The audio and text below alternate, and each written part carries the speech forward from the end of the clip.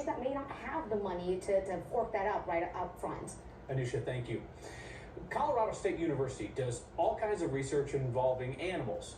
A plan to build a new research facility for bats has stirred up opposition from far-right commentators and COVID conspiracy theorists. They're convinced that COVID is going to do dangerous COVID bat stuff there. Nothing concerns people more these days than hearing that a research lab is going into their backyard. What about a bat research lab?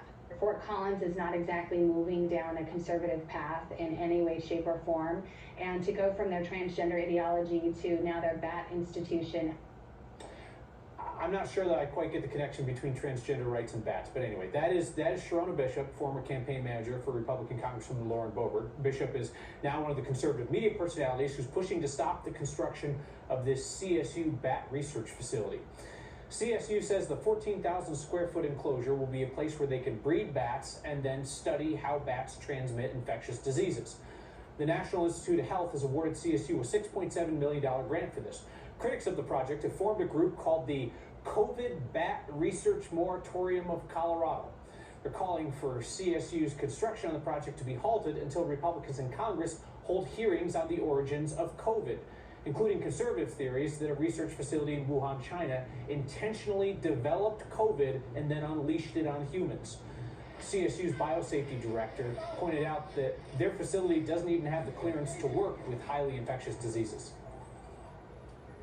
It seems to me that if you put bats and humans together in a lab setting, what might you get? Which is what we dealt with the pandemic as it was released into the public, into the world, as a pandemic killing millions of people. Because this breeding facility is designed for just that, breeding and then some experiments.